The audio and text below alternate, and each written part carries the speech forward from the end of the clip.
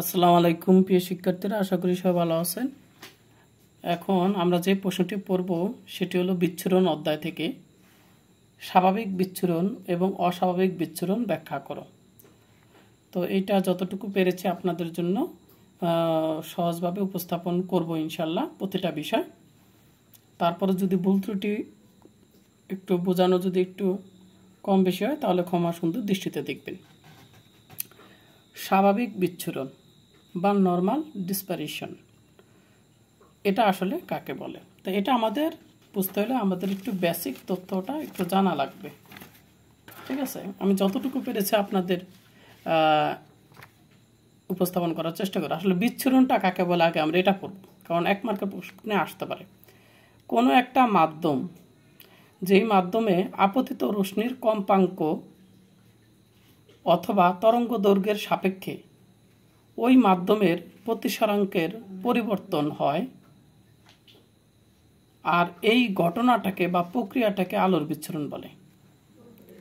ব্যাপারটা হলো একটা আলোক রশ্মি যেমন আসছে, এখন এখানে কাচের তৈরি একটা প্রিজম আছে, তাহলে এটা হলো একটা মাধ্যম, এটা হলো একটা মাধ্যম।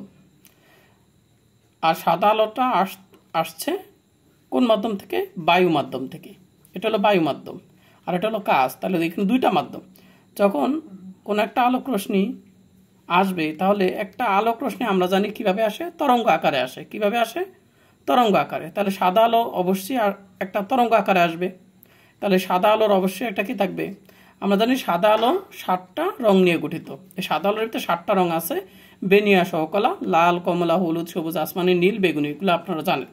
তো এই সাদা আলো এই 7টা রং নিয়ে গঠিত, আর প্রত্যেকটা রঙের আলাদা আলাদা তরঙ্গ দৈর্ঘ্য আছে, ঠিক আছে? তাহলে এই সাদা আলো যখন এই প্রিজমে এসে পড়ে, তখন বিজ্ঞানী আইজাক নিউটন পর্যবেক্ষণ করে দেখেছেন যে এই সাদা আলো প্রিজমের মধ্যে দিয়ে যাওয়ার সময় 7টি রঙে বিভক্ত হয়ে যায়। আমি লাল আর বেগুনিটা এখানে দেখাইছি, এখানে বাকিগুলো হলো লাল থেকে বেগুনি, প্রথম আর শেষেরটা দিয়েছি।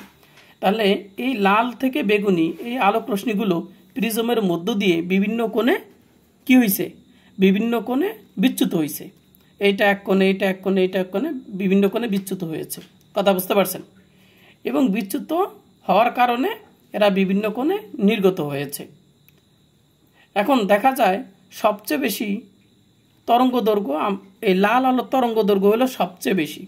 কি বেশি? লাল আলোর তরঙ্গ দৈর্ঘ্য সবচেয়ে বেশি, ঠিক আছে? আর বেগুনি আলোর তরঙ্গ দৈর্ঘ্য সবচেয়ে কম। আর যেই রশ্মির তরঙ্গ দৈর্ঘ্য সবচেয়ে বেশি সেই আলোর বিচ্যুতি হয় কম, তাহলে এইটার বিচ্যুতি হয়েছে কম। কথা বুঝতে পারছেন? আর বেগুনি আলোর তরঙ্গ দৈর্ঘ্য সবচেয়ে কম, এজন্য এটার বিচ্যুতি হয়েছে সবচেয়ে বেশি। আচ্ছা, এখন আমরা যে বিচ্ছুরণে বললাম, বিচ্ছুরণটা আসলে কি? এই যে আলোক রশ্মি আপতিত হয় কোন একটা মাধ্যমে, এখন এই আপতিত আলোক রশ্মির কি থাকবে? যেহেতু এটা একটা আলোক রশ্মি, আর আলোক রশ্মি অবশ্যই একটা তরঙ্গ দৈর্ঘ্য কারে কিন্তু প্রবাহিত হয়। তাহলে এই আলোক রশ্মির কি থাকবে? যেহেতু তরঙ্গ আকারে নির্গত হয় বা প্রবাহিত হয়, তাই এর একটা তরঙ্গ দৈর্ঘ্য থাকবে। আবার এই আলোক রশ্মির কিন্তু একটা কম্পাঙ্কও থাকবে। কথা কি বুঝতে পারছেন? ব্যাপারটা একটু বোঝার চেষ্টা করেন। এখন এই যে কম্পাঙ্ক আর তরঙ্গ দৈর্ঘ্য নিয়ে যে আসতেছে যেই তরঙ্গটা, এই তরঙ্গের কম্পাঙ্ক আর হলো তরঙ্গ দৈর্ঘ্যের যদি আমরা পরিবর্তন হয়, তাহলে কি হবে? যেমন এক একটা আলোক রশ্মির কিন্তু এক এক ধরনের তরঙ্গ দৈর্ঘ্য, এক এক ধরনের কম্পাঙ্ক আছে। এই জন্য এরা কিন্তু এই মাধ্যমের ভিতর দিয়ে বিভিন্ন কোণে বিচ্যুতি হয়েছে। কথা বুঝতে পারছেন?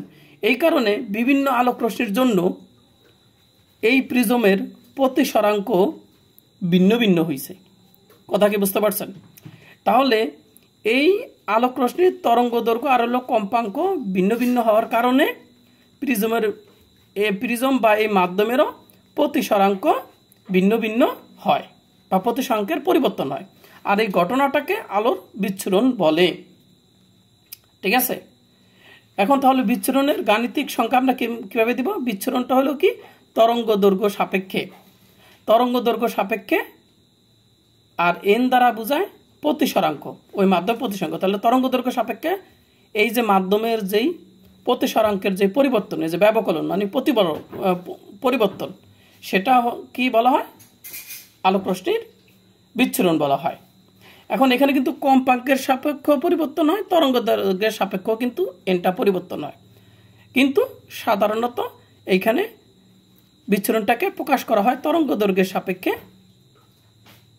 প্রতিসরাঙ্কের যে পরিবর্তন, সেটাকে আলোর বিচ্ছুরণ বলা হয়েছে।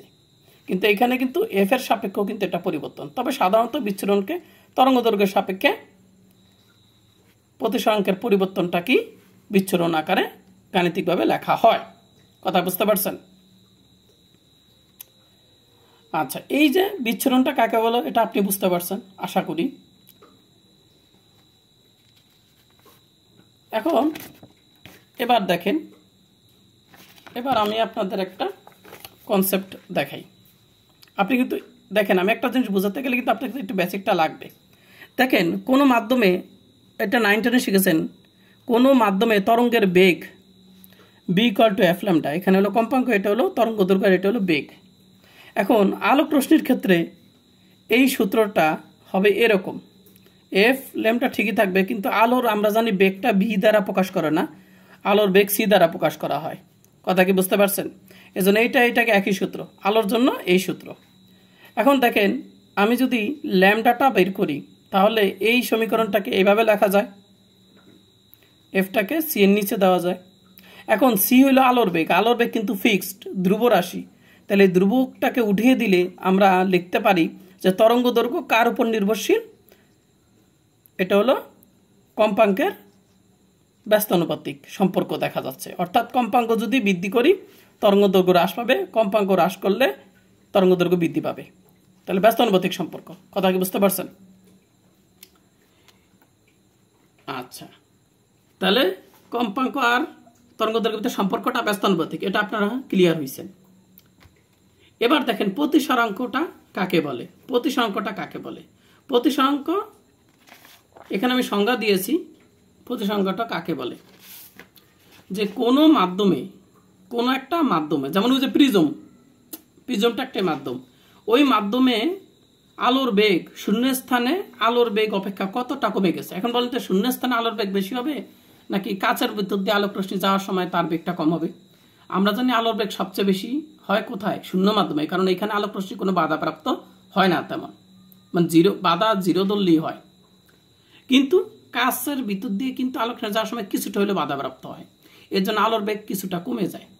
তাহলে শূন্য স্থানে আলোর বেগ অপেক্ষা কাচের ভিতর দিয়ে বা কোনো একটা মাধ্যমের ভিতর দিয়ে যাওয়ার সময় আলোর বেগ অপেক্ষা, শূন্য স্থানে আলোর বেগ অপেক্ষা ওই মাধ্যমের ভিতর দিয়ে আলোক রশ্মি যাওয়ার সময় যেই বেগটা কমে যায়, শূন্য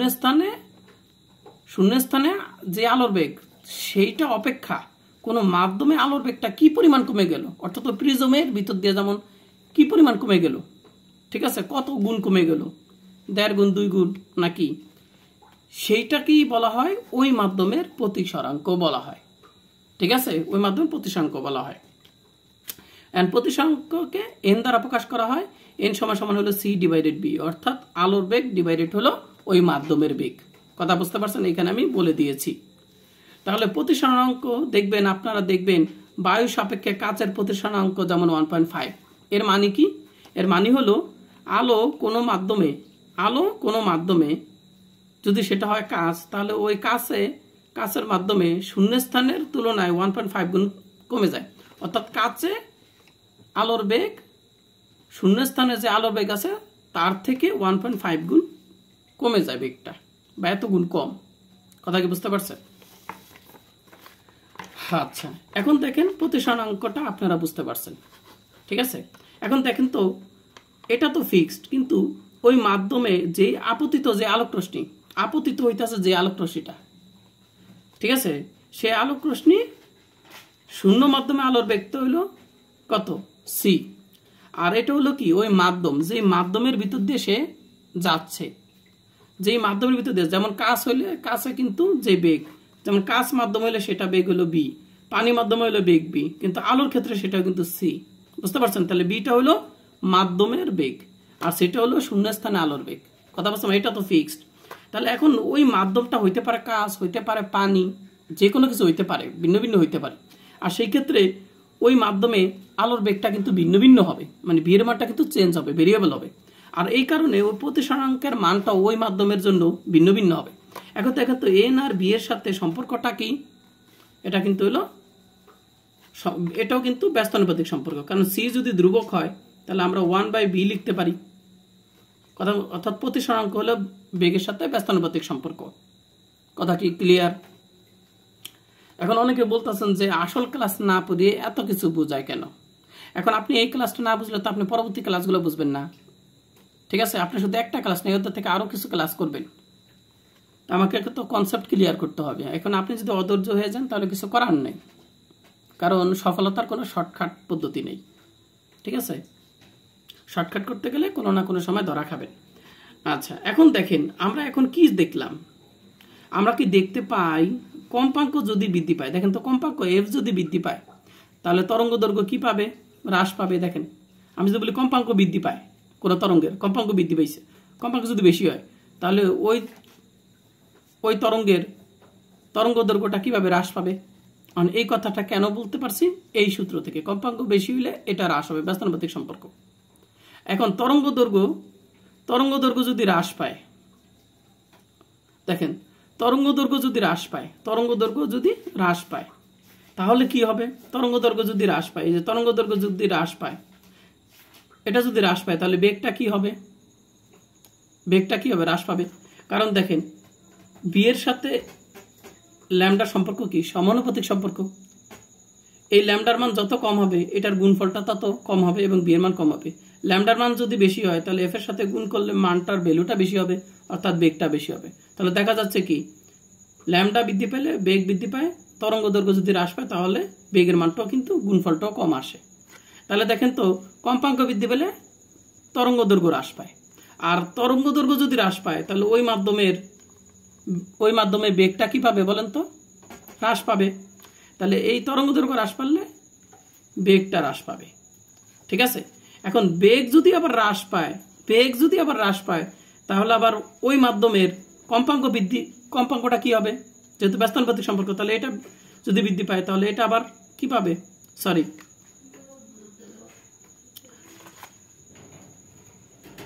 এখানে আমরা কি বললাম? তরঙ্গ দৈর্ঘ্য হ্রাস পায়। তরঙ্গ দৈর্ঘ্য হ্রাস পেলে বেগটাও হ্রাস পাবে, আর বেগ যদি হ্রাস পায় তাহলে প্রতিসরাঙ্ক ওই মাধ্যমে কি পাবে? বৃদ্ধি পাবে। তাহলে দেখেন তো আমি প্রতিসরাঙ্ক বৃদ্ধি লিখছি। এখন এই যেগুলো কিভাবে হলো, এখন আমি এইগুলো না বুঝাইলে তো আপনি এই লাইনটা বুঝতে পারতেন না যে কম্পাঙ্ক বৃদ্ধি করলে আসলে তরঙ্গ দৈর্ঘ্য হ্রাস পায়, আর তরঙ্গ দৈর্ঘ্য হ্রাস পেলে প্রতিসরাঙ্ক বৃদ্ধি পায়। কথা বুঝতে পারছেন? এটার সাথে এটা হলো ব্যস্তানুপাতিক সম্পর্ক, আবার তরঙ্গ দৈর্ঘ্যের সাথে দেখা যাচ্ছে যে প্রতিসরাঙ্কেরও ব্যস্তানুপাতিক সম্পর্ক। কথা কি বুঝতে পারছেন? তাহলে এইটা আপনি মনে রাখলেন। এখন এই যে আমি এই কথাগুলো লিখলাম, এগুলো কি বানিয়ে লিখছি নাকি এই সমীকরণগুলো, বিজ্ঞানের যে সূত্রগুলো রেখে গেছে সেই সূত্রগুলো এই কথাগুলো বলতেছে? তাহলে কম্পাঙ্ক বৃদ্ধি পেলে তরঙ্গ দৈর্ঘ্য হ্রাস পায়, আর তরঙ্গ দৈর্ঘ্য হ্রাস পেলে আমরা দেখতে পেলাম বেগ হ্রাস পায়, আর বেগ হ্রাস পাইলে প্রতিসরাঙ্ক বৃদ্ধি পায়, এই যে বৃদ্ধি পায়।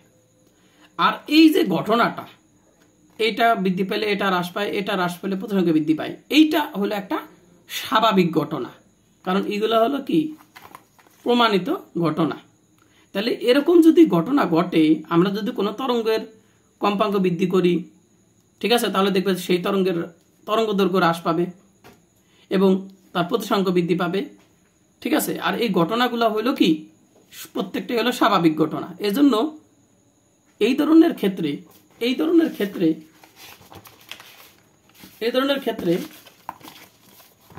এই যে আলোর যে বিচ্ছুরণ যে ঘটবে, ঠিক আছে, এই বিচ্ছুরণটা হবে স্বাভাবিক বিচ্ছুরণ।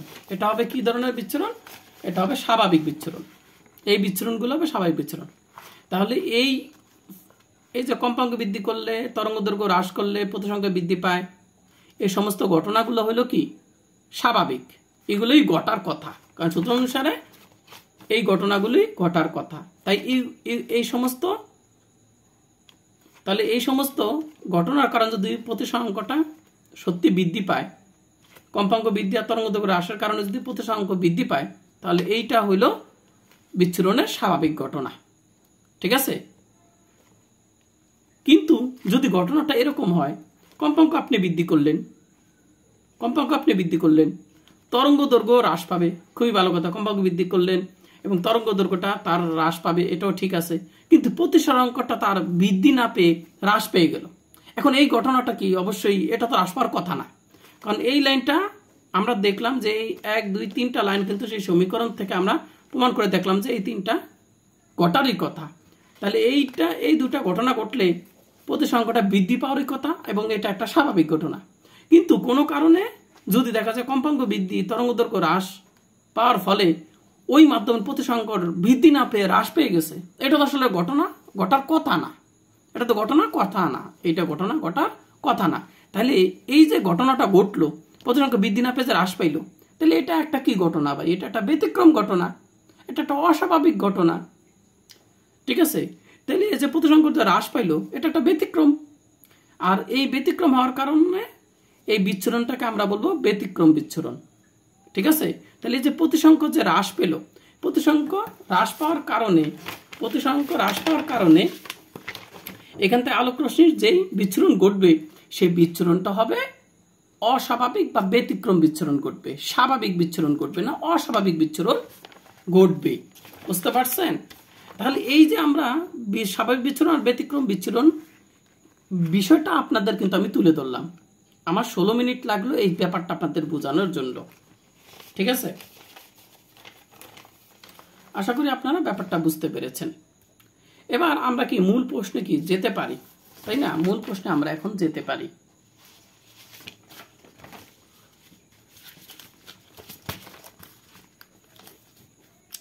এবার আসেন, স্বাভাবিক বিচ্ছুরণ যদি কোনো মাধ্যমের প্রতিসরাঙ্ক ওই মাধ্যমে সঞ্চালিত তরঙ্গ দৈর্ঘ্য অথবা কম্পাঙ্কের সাথে যদি স্বাভাবিকভাবে পরিবর্তিত হয়। স্বাভাবিক মানে কোনটা ভাই? দেখেন, এই যে একটা আমাদের প্রিজম, এই প্রিজম ভিতরে একটা আলোক রশ্মি আসলো, এখন এই আলোক রশ্মি যদি কম্পাঙ্কটা যদি কি হয়, এই যে কম্পাঙ্কটা যদি আমরা বৃদ্ধি করি তাহলে তার তরঙ্গ দৈর্ঘ্য অবশ্যই কম থাকবে এবং প্রতিসরাঙ্কটা কি হবে, এই প্রিজমের প্রতিসরাঙ্কটা কি হবে? বেশি হবে। ঠিক আছে, বেশি হবে। তাহলে এই প্রতিসরাঙ্কটা পরিবর্তন হইতেছে কার কার সাপেক্ষে? কম্পাঙ্কের পরিবর্তনের কারণে, তরঙ্গ দৈর্ঘ্যের পরিবর্তনের কারণে প্রতিসরাঙ্কের পরিবর্তন হইতেছে। এখন প্রতিসরাঙ্কের এই যে পরিবর্তন, এই যে বৃদ্ধিটা, এটা একটা পরিবর্তন, এই যে বৃদ্ধিটা ঘটলো, তাহলে এই বৃদ্ধিটা কি স্বাভাবিক না অস্বাভাবিক?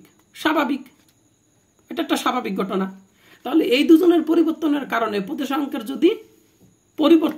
যে পরিবর্তন, এটাও যদি একটা স্বাভাবিক হয়, তাহলে আলোক রশ্মি যে বিচ্ছুরিত হয় এই প্রিজমের ভিতর দিয়ে, সেই বিচ্ছুরণটা স্বাভাবিক হয়। কথা কি বুঝতে পারছেন?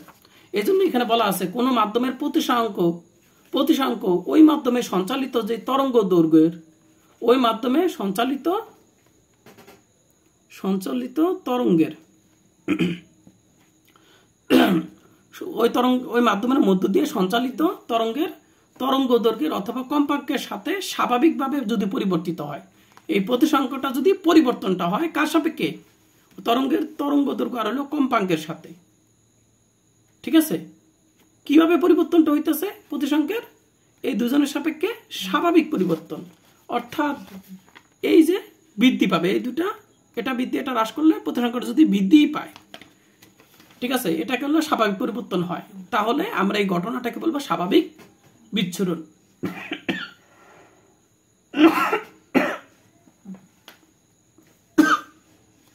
আশা করি আপনারা বুঝতে পারছেন। কিন্তু বাস্তবে সব মাধ্যমই একেবারে কিন্তু স্বচ্ছ নয়। একটা খেয়াল করে দেখেন তো, আপনি যে কাজটা বলতেছেন এই কাজটা কি একেবারে স্বচ্ছ? একেবারে কি স্বচ্ছ না কিছুটাও গোলা আছে? আপনি স্বাভাবিকভাবে চোখ দিয়ে আপনি যদি কিছু দেখেন আর একটা কাচের ভিতর দিয়ে যদি আপনি দেখেন, কিছুটা হলেও কিন্তু পার্থক্য দেখতে পাবেন। কথা কি বুঝতে পারছেন? যেমন আপনি চশমা দিয়ে যদি দেখেন আর যদি খালি চোখে দেখেন, অবশ্যই কিন্তু কিছুটা পার্থক্য হয়। ঠিক আছে, তাহলে কাজটা কিন্তু, কারণ আমরা বায়ু মাধ্যমটা যতটা স্বচ্ছ তার থেকে কিন্তু কাঁচ মাধ্যম স্বচ্ছ না। কথা কি বুঝতে পারছেন? এরকম পানিও স্বচ্ছ, কিন্তু ওই আমরা শূন্য স্থানে বায়ু মাধ্যমে যতটা স্বচ্ছ দেখি, পানি মাধ্যমে কিন্তু আমরা পানি মাধ্যমের মধ্য দিয়ে কিন্তু আমরা যদি কোনো কিছুর দিকে তাকাই তাহলে কিন্তু ওই জিনিসটাকে পানির ভিতর দিয়ে কিন্তু অত স্বচ্ছ দেখতে পাবো না। কথা কি কনসেপ্ট ক্লিয়ার? তাহলে কি বুঝলেন আপনারা? এই পৃথিবীতে আমরা বাস্তবে যেই মাধ্যমগুলা দেখতে পাই সেই মাধ্যমগুলা কিন্তু একেবারেই স্বচ্ছ না, মানে একেবারে ক্লিয়ার, একেবারে স্বচ্ছ এরকম কিন্তু না। কথা কি বুঝতে পারছেন? তাহলে আলো মাধ্যম কর্তৃক কিছুটা শোষিত হয়। তাহলে এই দেখেন, এই যে একটা প্রিজম, এটা কিন্তু একটা কাঁচ, এটা কিন্তু একটা প্রিজম কাঁচ। এখন এইখান থেকে একটা যে আলোক রশ্মিটা আসতেছে, এই আলোক রশ্মিটা কি হবে? আলোক রশ্মিটা কিন্তু এখানে প্রতিসরণ ঘটবে, এখান থেকে একটা কি হবে? প্রতিসরণ ঘটবে, প্রতিসরণ ঘটে সে কিন্তু নির্গত হবে, প্রতিসরিত হয়ে তারপরে নির্গত হবে বা বিচ্ছুরিত হবে। এখন কত হইলো, এই কাজটা কিন্তু একেবারে স্বচ্ছ না, এই কাজটা কিন্তু একেবারে কিচ্ছুটা মানে সামান্য হইলেও কিন্তু অস্বচ্ছতা আছে। এই জন্য এই প্রিজমে কিছু পরিমাণ আলো, সম্পূর্ণ আলো প্রতিসরিত হয় না, কিছু আলো এই প্রিজম কর্তৃক শোষিত হয়। আবারও বলতেছি, এখান থেকে যে আগত আলোক রশ্মি সম্পূর্ণ আলোটাই কিন্তু এই প্রিজম কর্তৃক প্রতিসরিত নয়। এই যে আলোক রশ্মি বেঁকে গেল, এটাকে বলা হয় প্রতিসরণ। তাহলে এইটা যেহেতু স্বচ্ছ না, এই জন্য এই আগত আলোক রশ্মি সম্পূর্ণ এই প্রিজম কর্তৃক প্রতিসরিত হয় না, কিছুটা আলো এই প্রিজম কর্তৃক শোষণ করে নেয়, কিছুটা আলোক রশ্মি এই প্রিজম শোষণ করে নেয়। কথা কি বুঝতে পারছেন? এই কারণে এই যে আলোক রশ্মি, এই আলোক রশ্মির জন্য এই যে প্রিজমের যে প্রতিসরণাঙ্ক, এই প্রতিসরণাঙ্কের কিছুটা কি হবে? তারতম্য ঘটবে। কথা কি বুঝতে পারছেন? প্রতিসরণাঙ্কের পরিবর্তনটা কিছু পরিবর্তন হবে। আশা করি বুঝতে পারছেন। বাস্তবে সব মাধ্যমই একেবারে কিন্তু স্বচ্ছ নয়, ঠিক আছে? তাই আলো মাধ্যম কর্তৃক কিছুটা কিন্তু শোষিত হবে। কথা কি বুঝতে পারছেন? আচ্ছা, এখন যদিও প্রিজমটা কিন্তু অনেকটাই স্বচ্ছ, এখানে যে আলো শোষণটা ঘটে সেই শোষণটা খুবই সামান্য, কারণ অনেকটা স্বচ্ছ, তবে কিছুটা অস্বচ্ছতা আছে, যদি অস্বচ্ছের পরিমাণ খুব কম। কথা কি বুঝতে পারছেন? এখন এই শোষণকে প্রকাশ করতে প্রতিসরাঙ্ককে জটিল আকারে প্রকাশ করা হয়। ব্যাপারটা বুঝেন? আমরা সাধারণত আলোর প্রতিসরণ, একটা কাচের ভিতর দিয়ে আলোক রশ্মি নির্গত করলে আমরা ওই আলোক রশ্মির প্রতিসরাঙ্ক নিয়ে আলোচনা করি। কি নিয়ে আলোচনা করি? প্রতিসরাঙ্ক নিয়ে আলোচনা করি। এখন আলো যে প্রতিসরাঙ্ক, এই যে আলোর প্রতিসরণ নিয়ে আলোচনা করি। আলোক রশ্মি কোনো কাচের ভিতর দিয়ে গেলে তার প্রতিসরণ নিয়ে আলোক রশ্মি যে বেঁকে যায় সেটা নিয়ে আলোচনা করি। কথা বুঝতে পারছেন? এবং এই আলোক রশ্মির প্রতিসরণের জন্য আমরা এই প্রিজমের কি বের করি? প্রতিসরাঙ্ক বের করি। এখন কত হইল, এই যে আমরা প্রতিসরণাঙ্ক যে বের করি, এই প্রতিসরণাঙ্ক বের করার সময় আমরা আলোক রশ্মি যে প্রিজম কর্তৃক কিছুটা শোষিত হয় সেটা কিন্তু আমরা কখনো মাথায় রাখি না। খেয়াল করবেন, আমরা সাধারণত আলোক রশ্মির প্রতিসরিত হয় এইটাই কনসেপ্ট মনে রাখি, যে প্রিজম কর্তৃক আলোক প্রতিসরিত হয়েছে, ঠিক আছে? প্রতিসরিত হয়েছে, এবং সেই হিসাবে আমরা কিন্তু এই প্রিজমের প্রতিসরণাঙ্ক বের করি, ওই প্রতিসরিত রশ্মির জন্য এই প্রিজমের প্রতিসরণাঙ্ক বের করি। কথা কি বুঝতে পারছেন? আর প্রতিসরণাঙ্ক কি ভাই মনে আছে তো?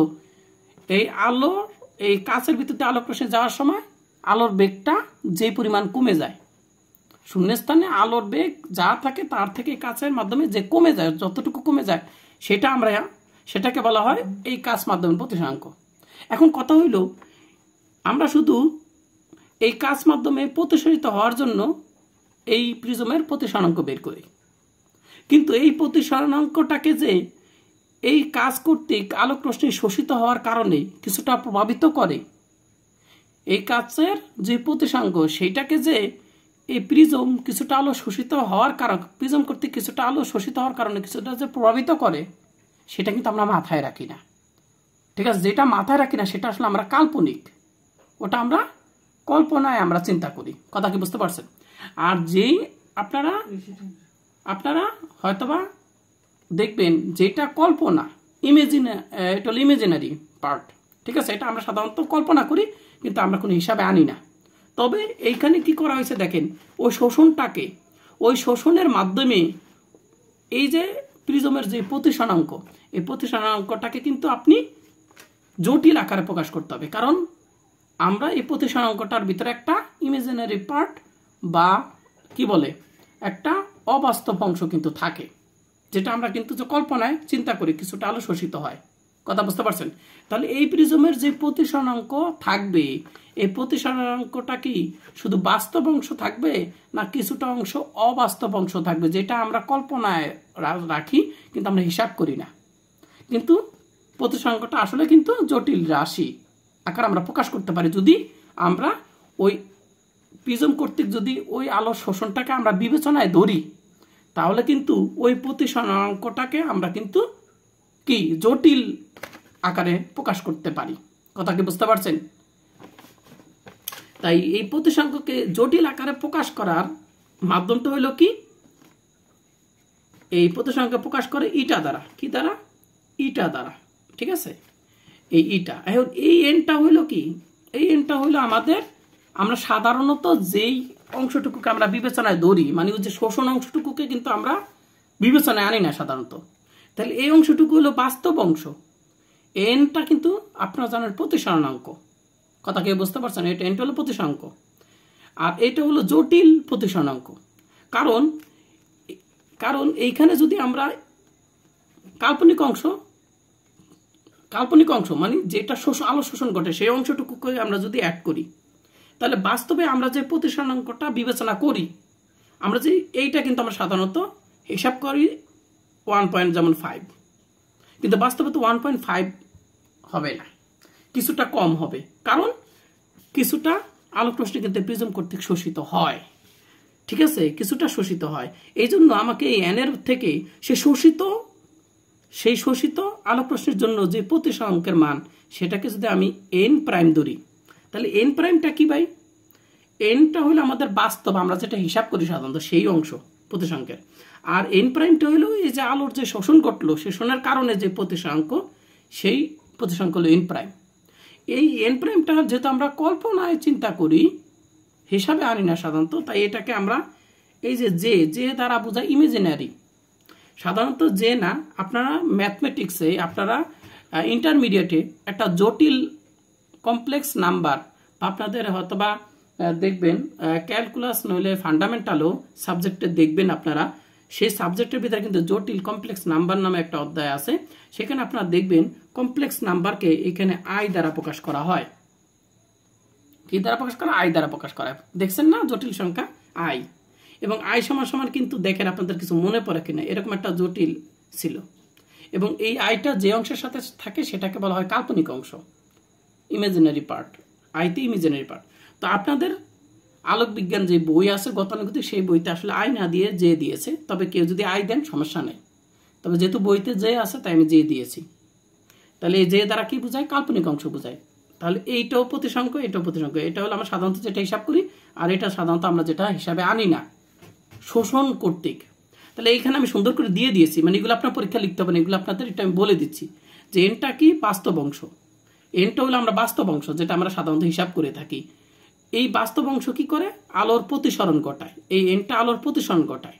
আর যে এন প্রাইম, এটা হলো কি, যেটা আমরা আলোর যে শোষণ ঘটে এই প্রিজম কর্তৃক কিছুটা, যেহেতু এটা একেবারে ক্লিয়ার স্বচ্ছ না, সেটা কিন্তু আমরা কল্পনা করি, সাধারণত আমরা এটা মাথায় আনি না। এই জন্য এটা আমাদের কল্পনা। এখন যদি আমরা আনি শোষণটা ঘটে, তাহলে এই অংশটুকু আমাদের হলো কাল্পনিক অংশ, তাহলে এটা আমাদের কাল্পনিক অংশ।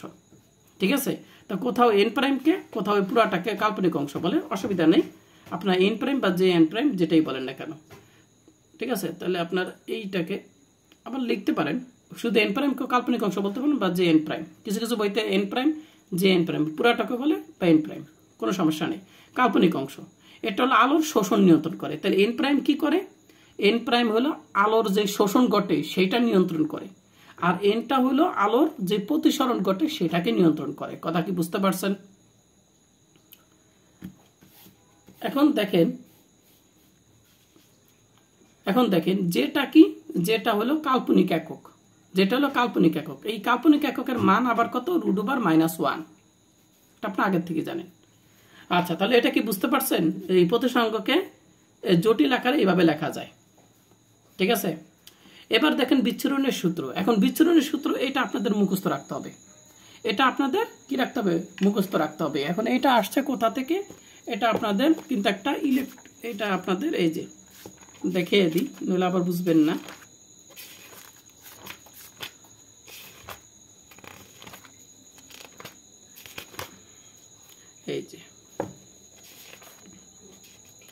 এই যে বিচ্ছুরণের ইলেকট্রন তথ্য, বিচ্ছুরণের ইলেকট্রন তথ্য থেকে এই যে বিচ্ছুরণের যে তথ্য, বিচ্ছুরণের যে সূত্র বা তথ্য, এই যে সমীকরণটা, এই সমীকরণটা আসলে এখানে প্রতিপাদন করে আনছে। তা আমরা তো এটা শিখবো না, কিন্তু আমাদের সমীকরণটা লাগবে, এই যে এই সমীকরণটা লাগবে। যদিও এটার সাথে এই সমীকরণের কিঞ্চিত একটু অমিল আছে, তবে মোটামুটি এইটা, মোটামুটি না মানে এইটা একই, হয়তো প্রকাশটা একটু ভিন্ন। কথা কি বুঝতে পারছেন? আচ্ছা, মানে লেখা যায় ওই সমীকরণটাকে এইভাবেও লেখা যায়, একটু মডিফাই করে এইভাবে লেখা যায়। আচ্ছা, বিচ্ছুরণের সূত্রটা কিন্তু আমাদের মুখস্থ, এটা আমাদের কিন্তু মুখস্থ, কিছু করার নেই। তবে আমি কিন্তু মুখস্থ করার আগে আপনাদের এখানে বলে দিচ্ছি যে কোনটা কিন্তু, এটা তো জানেন প্রতিসরাঙ্ক, এখানে স্কোয়ার 1 প্লাস এটা হলো এনটা কি, এই যে আমি দেখেন আমি সুন্দর করে লিখে দিছি, একক আয়তনে দোলনকারী ইলেকট্রন, দোলনকারী ইলেকট্রন, একক আয়তনে দোলনকারী ইলেকট্রন। এখন দেখেন এইখানে যখন আলোক রশ্মিটা এসে পড়ে তখন এই প্রিজমের কাছের ভিতরে কি ইলেকট্রন নাই ভাই? ইলেকট্রন আছে কিনা? এটার ভিতরে ইলেকট্রন আছে, আছে। তো এই ইলেকট্রনগুলো যে আছে, এই ইলেকট্রনগুলো তখন এই যে আলোক রশ্মি এসে এই ইলেকট্রনের উপরে যখন পড়ে তখন এই আলোক রশ্মি কিন্তু একটা ইলেকট্রিক ফিল্ড তৈরি করে। কি তৈরি করে? একটা ইলেকট্রিক ফিল্ড তৈরি। আলোক রশ্মি যখন এখানে এসে পড়ে তখন কিন্তু একটা ইলেকট্রিক ফিল্ড তৈরি হয় বা একটা তড়িৎ ক্ষেত্র তৈরি হয়। এই তড়িৎ ক্ষেত্র সৃষ্টি হওয়ার কারণে এইখানে যে ইলেকট্রনগুলো আছে, এই কাচের যে ইলেকট্রনগুলো আছে, এই ইলেকট্রনগুলো কিন্তু খুব নগণ্যভাবে কিন্তু কম্পমান থাকে।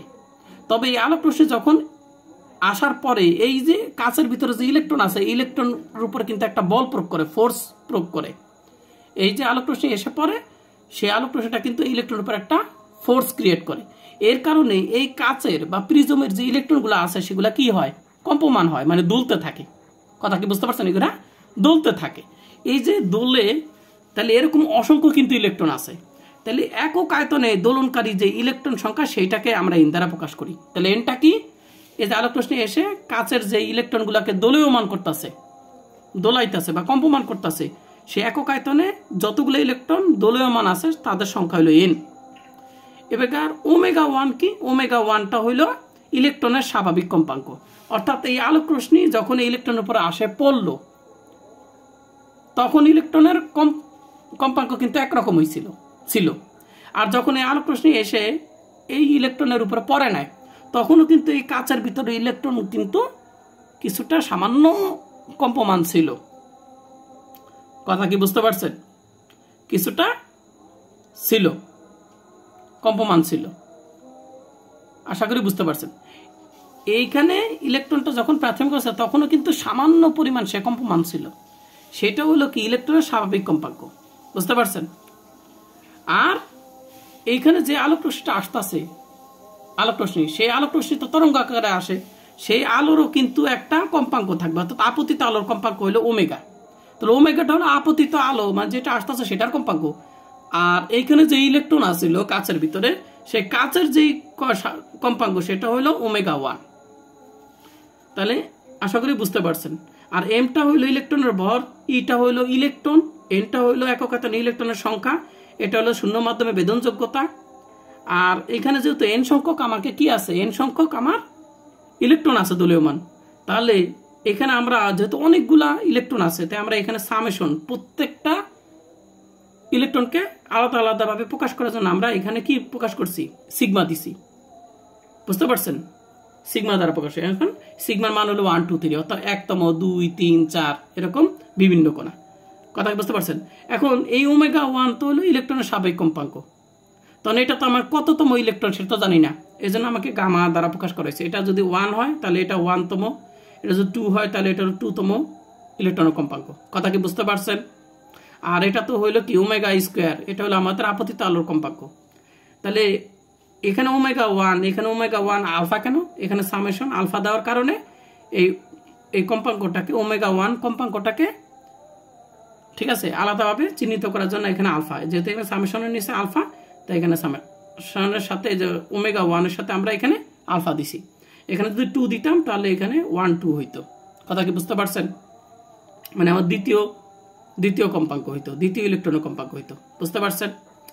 আর এটা হলো আমাদের ওমেগা স্কয়ার। তাহলে দেখেন এটার সাথে স্কয়ার, এটার সাথে স্কয়ার, প্লাস যেহেতু আমাদের এটার সাথে কি থাকবে, একটা কাল্পনিক অংশ কিন্তু থাকে, তাই আমাদের যে কাল্পনিক অংশ সেটা হলো যে দ্বারা কাল্পনিক অংশ যে ওমেগা, আর এইটা হলো কি এই যে এল এর মতো, উল্টা এল এর মতন, এটা আসলে কি গামা, এটাকে গামা বলে।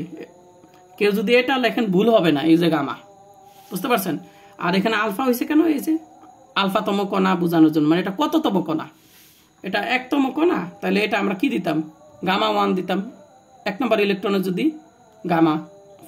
গামা ফাংশন যদি হয় তাহলে গামা 1, যেহেতু এটা আমাদের আলফা দ্বারা প্রকাশ করছে তাহলে এটা হলো গামা আলফা। কথা কি বুঝতে পারছেন? এটা হলো নিচে প্রতীক দ্বারা প্রকাশ করা হয়, এটা কততম ইলেকট্রনের গামা ফাংশন। বুঝতে পারছেন? তো এইটাকে আপনাদের বইতে এইভাবে লেখার কারণে আমি এইভাবে লিখছি, তবে আপনাদের বইতে কিন্তু এইভাবেও কিছু কিছু বইতে আছে গামাটা। বুঝতে পারছেন? দেখে তো আসলে অনেক কিছু মনে হয়।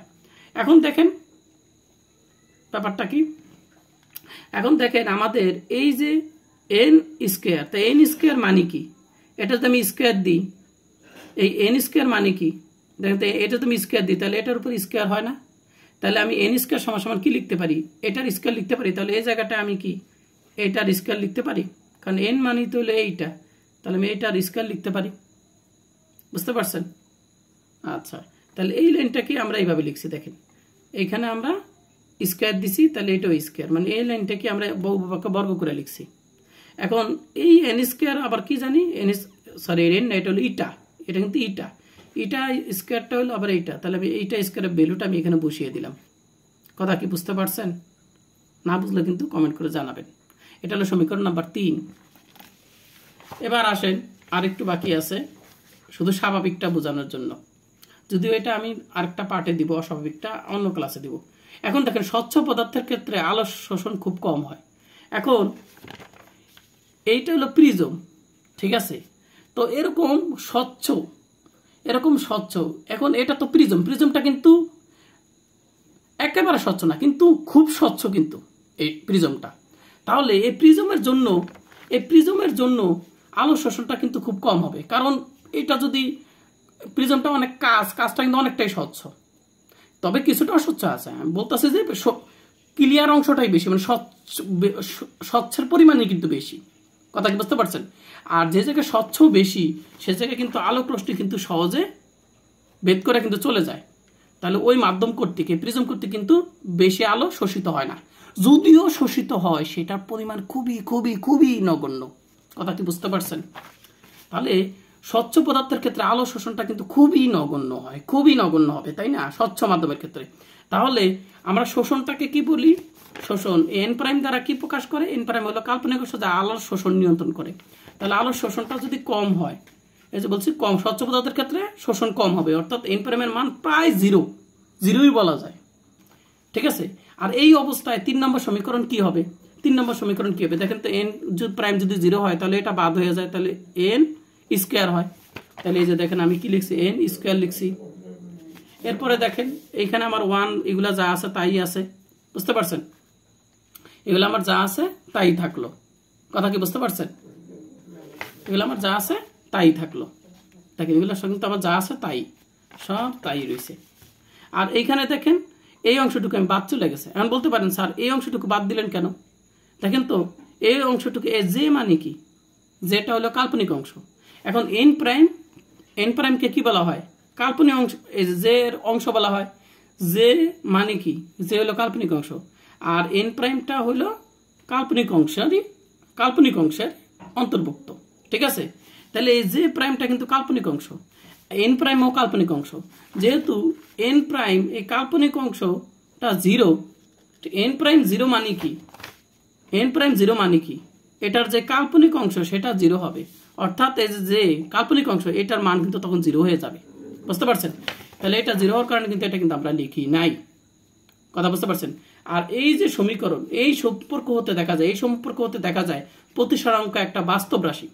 দেখেন তো এই যে রাশিটা আমরা বের করলাম, একটা স্বচ্ছ পদার্থের ক্ষেত্রে আলোর শোষণ একেবারে হয় না বললেই হয়। সেই ক্ষেত্রে এই যে প্রতিসরাঙ্ক, এই প্রতিসরাঙ্কটা একটা বাস্তব রাশি হয়, কারণ এইখানে কোনো জে নাই। এই অংশের ভিতরে কোনো জে আছে? জে এর কোনো অংশ আছে? নাই, মানে কাল্পনিক অংশ নাই। তাহলে এই ক্ষেত্রে বলা যায় এই প্রতিসরাঙ্কটা হলো একটা বাস্তব রাশি। বুঝতে পারছেন? এবং আপতিত আলোর কম্পাঙ্ক বৃদ্ধির সাথে সাথে প্রতিসরাঙ্ক বৃদ্ধি পায়। এখন আপতিত আলোর কম্পাঙ্ক কোনটা? এটাকে বলা হয় আপতিত আলোর কম্পাঙ্ক, এটাকে বলা হয় আপতিত আলোর কম্পাঙ্ক। এখন দেখেন তো এই ওমেগা এর মান যদি বৃদ্ধি পায়, এটার মান যদি বৃদ্ধি পায়, তাহলে এই বিয়োগফলটা কমবে না বাড়বে? একটু খেয়াল করে দেখেন তো, এটার মান যখন বাড়বে তখন এইটার বিয়োগফলের মানটা কি কমবে? কমবে। খেয়াল করেন, কমবে, এই বিয়োগফলটা কমবে। আর এই বিয়োগফলের মানটা যখন কম হবে, ছোট সংখ্যা হবে, এই নিচের সংখ্যাটা যত ছোট হবে ততই এই ভাগফলটা কি হবে? বড় হবে। খেয়াল করেন, আর এই ভাগফলটা যত বড় হবে তাহলে এই রেজাল্টটা, মানে এই যে অংশটা, এই অংশটার ভ্যালুটা বেশি হবে। আর এই অংশটা যত বেশি হবে একের সাথে যুক্ত হইলে সেই রেজাল্টটাও বড় হবে। আর সেই রেজাল্টটা যদি বড় হয় তাহলে এনটাও তাহলে কি প্রতিসরাঙ্ক কি হবে? বৃদ্ধি পাবে। দেখছেন কোনটা যায় কোনটাকে হিট করলো? তাহলে দেখেন এইটা যদি বৃদ্ধি পায় তাহলে এই পুরা মানটা বড় হইতেছে, মানে এই বিয়োগফলটা কমতেছে, আর বিয়োগফলটা কমার কারণে এই ভাগফলটা বড় হইতেছে, আর ভাগফলটা বড় হওয়ার কারণে টোটাল মানটা বড় হইতেছে, আর টোটাল মানটাই হলো কি? প্রতিসরাঙ্ক। এজন্য প্রতিসরাঙ্ক বৃদ্ধি পায়। এই জন্য আলোর কম্পাঙ্ক যদি, যে আলোটা আসতেছে তার কম্পাঙ্ক যদি বৃদ্ধি পায় তাহলে তার প্রতিসরাঙ্কটাও বৃদ্ধি পায়। কম্পাঙ্ক বৃদ্ধি পেলে প্রতিসরাঙ্ক বৃদ্ধি পায়, এই সমীকরণ থেকে দেখা যাচ্ছে। আর আমি আপনাদের কি বলেছিলাম? আমি আপনাদের একেবারে ক্লাসের শুরুতে বলছিলাম যে কম্পাঙ্ক যদি বৃদ্ধি পায় তাহলে প্রতিসরাঙ্ক বৃদ্ধি যদি পায়, কম্পাঙ্ক বৃদ্ধি হলে যদি প্রতিসরাঙ্ক বৃদ্ধি পায় তাহলে এইটা কোন ধরনের বিচ্ছুরণ? স্বাভাবিক বিচ্ছুরণ বলছি। তাহলে আমরা কি এখানে দেখা যাচ্ছে কম্পাঙ্ক বৃদ্ধি করলে প্রতিসরাঙ্ক বৃদ্ধি পায় এই সমীকরণ থেকে। তাহলে আমি কি বলতে পারি এই ঘটনাটাকে আমরা স্বাভাবিক বিচ্ছুরণ বলতে পারি? আমরা বলতে পারি তো? এবারে বুঝতে পারছেন? দেখেন ছোট্ট একটা ক্লাস, কিন্তু বুঝাইতে গেলে আমার 42 মিনিট লাগলো। ওকে, ব্যতিক্রম বিচ্ছুরণ আরেক পার্টে বুঝাবো ইনশাল্লাহ।